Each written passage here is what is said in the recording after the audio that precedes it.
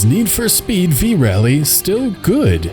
Need for Speed V-Rally is a rally racing game released for the original PlayStation back in 1997. Despite the game's title, this is not actually a Need for Speed game, with Electronic Arts simply tacking the brand onto the game for the North American market. In fact, when the game was ported to the Nintendo 64, it was simply called V-Rally 99 and published by a different company. Anyway, semantics aside, V-Rally was developed by Eden Studios, who would go on to release a trilogy of V-Rally titles, and then developing Test Drive Unlimited along with the Alone in the Dark reboot, before closing down in 2008. As you would expect from a popular franchise spawning an entire trilogy, Need for Speed V-Rally was met with mostly positive reviews. Play magazine gave the game an 8.7 out of 10, stating, "Without a doubt, this is the prettiest racing game so far, and there's plenty to see and do.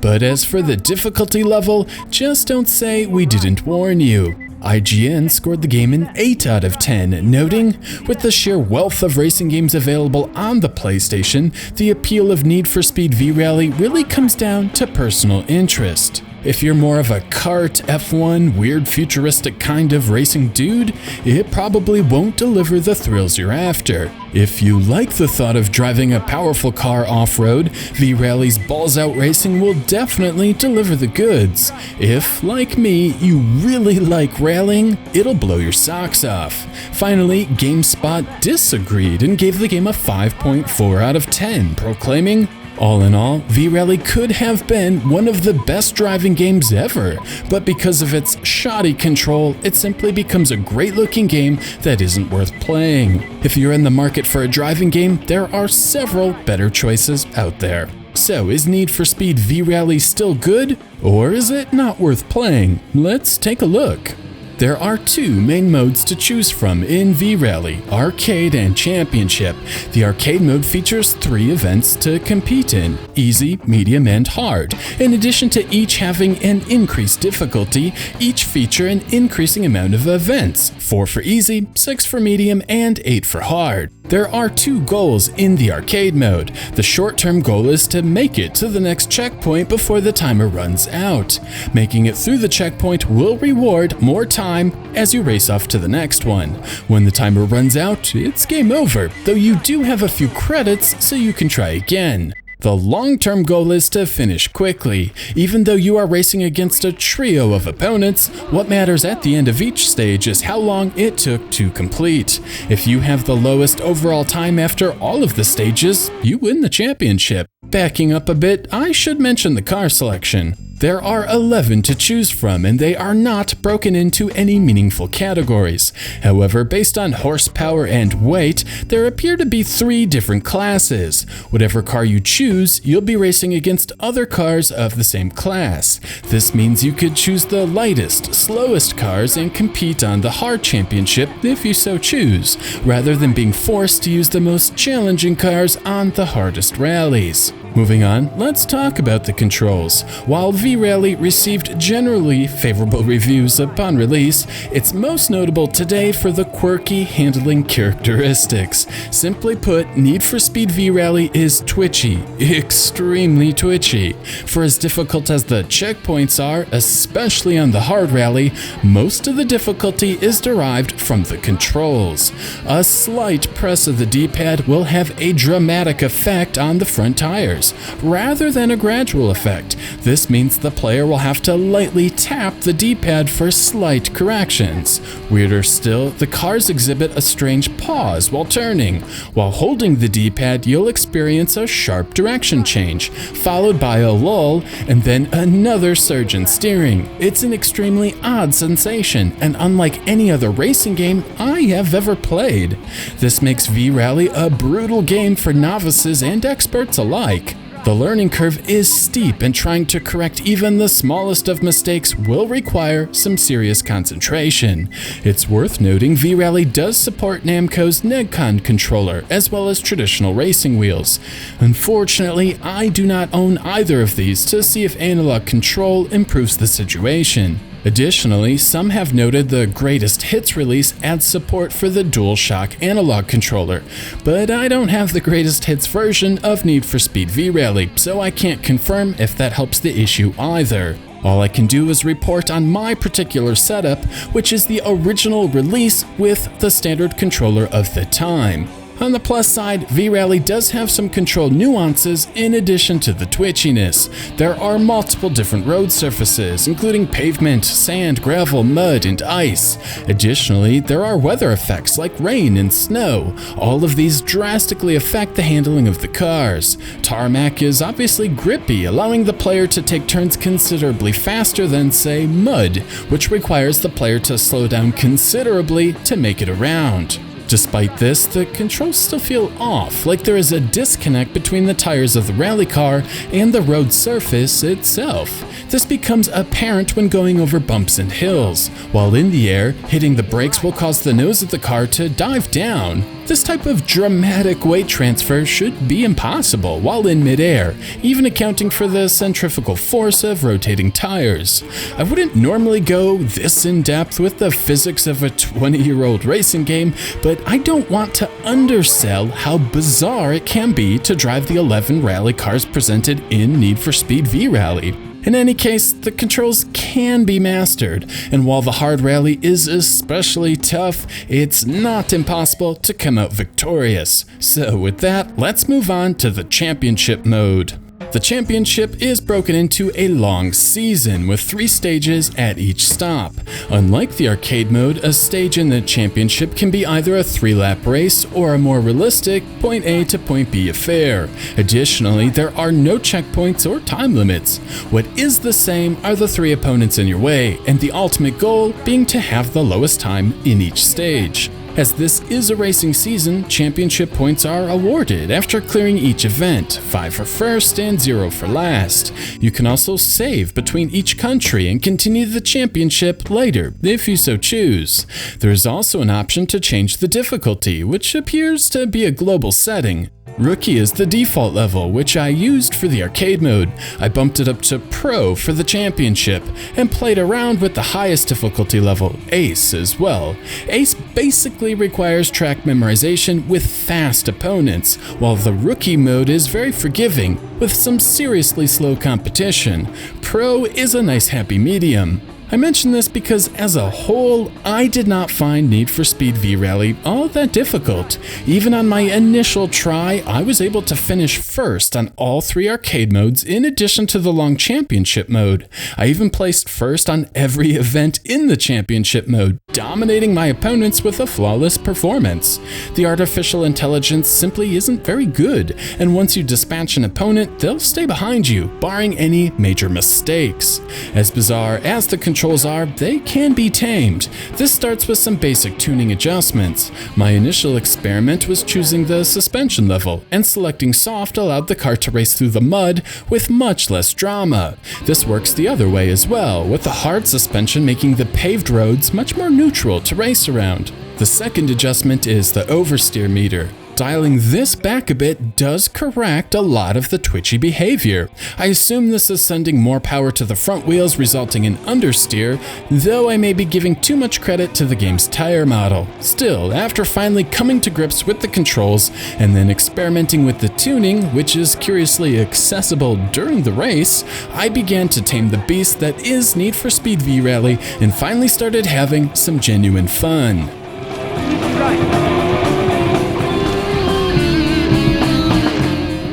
Graphically, V-Rally is a great-looking PlayStation game. Now, the car models are extremely primitive, no doubt about it, but the actual environments to race through look fantastic. The road surfaces each look unique and distinguished, and the roadside detail is exceptional. Be it the jungle, a swamp, or the side of a mountain, everything blends together seamlessly to make the player feel like they are at an actual location, rather than driving through a video game tunnel. The frame rate is also quite good, hovering at a smooth 30 frames per second without a hiccup. Even the night races with real-time lighting don't phase the game engine one bit, with no frame rate loss whatsoever. V-Rally is not flawless though. There are some seams in the polygons, a weird glitch when the replay camera changes, and some pop-up. The pop-up isn't too bad if I'm honest, never impeding gameplay, but also reminding the player this is an early 3D racer on the PlayStation. I will say the texture warping isn't bad either, sometimes vanishing completely, other times more prominent. Still, all of the graphic issues are extremely minor. There are some nice little touches as well, like the background shifting up and down, matching the perspective of the car, rather than remaining a static plane, and there is some obligatory lens flare.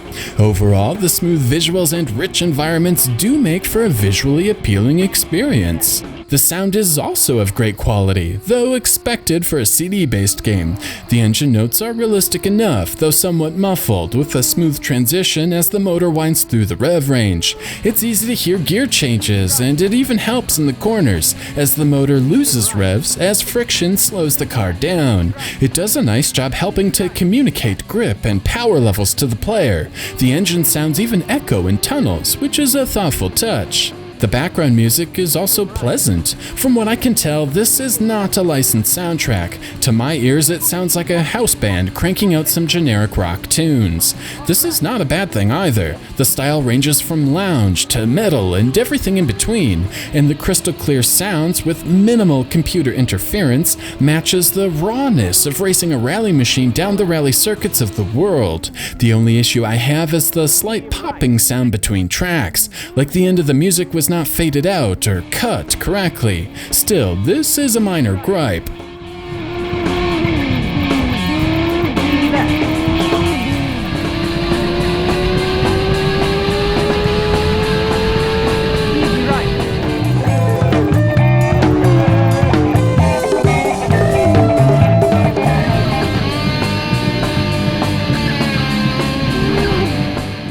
So, with all of that out of the way, we arrive back to the question asked at the beginning of the video. Is Need for Speed V-Rally still good? First, there is no doubt this game is showing its age.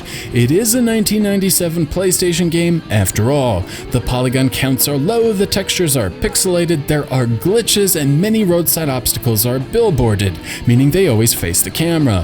While I find it charming for sure, games released on the next generation of consoles look considerably better, both technically and artistically. This should come as no surprise. However, it's the controls that continue to baffle me.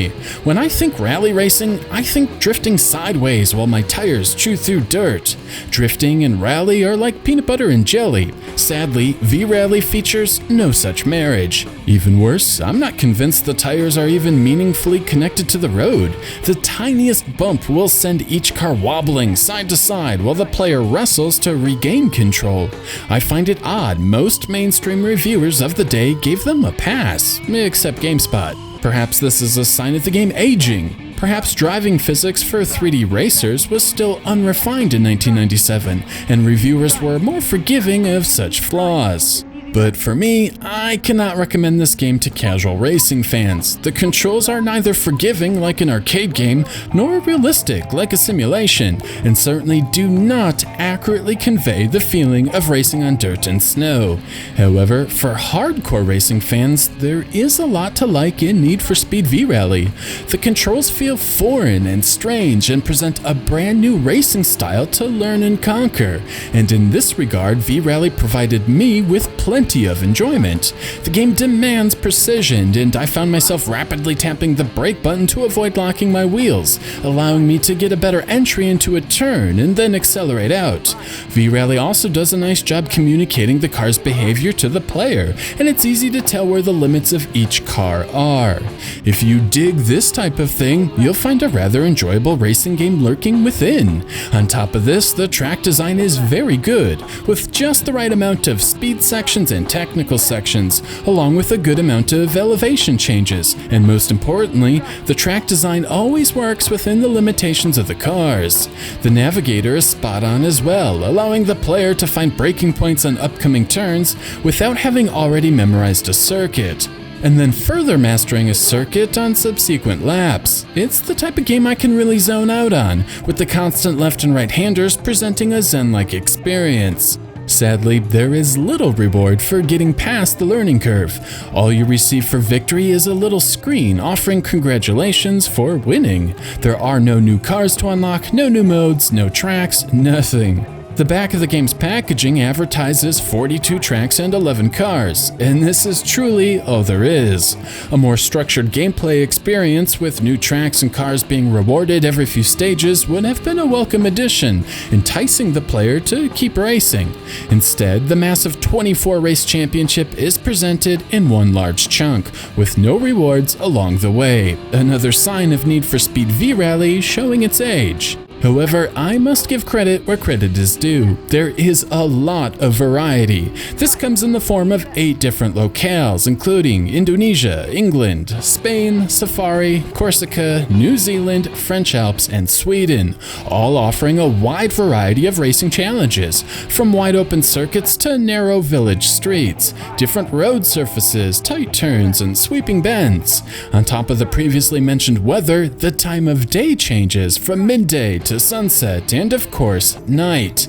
No two races feel alike, and it prevents Need for Speed V-Rally from ever feeling boring or stale. Nothing is repeated, ever, and that is kind of amazing. So yeah, V-Rally is still a good game. It's not amazing by any stretch, and I wouldn't even call it great, but for hardcore racing fans, there is more than enough here to sink your racing teeth into.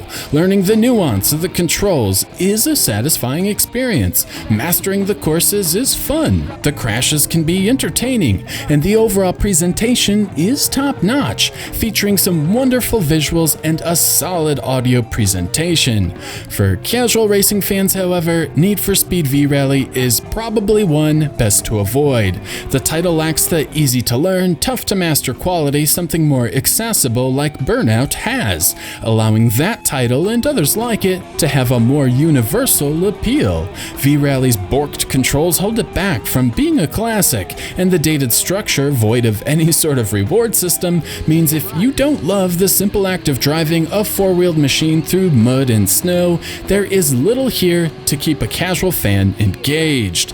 Thankfully, this is the first in a trilogy, and I look forward to seeing how the series progressed across different platforms, from V-Rally 2 on the Dreamcast and V-Rally 3 on the Xbox, among many other ports. So that I bet covers it. This first installment of the V-Rally series is a good game, but definitely not the media darling it once was, and is certainly not for everyone.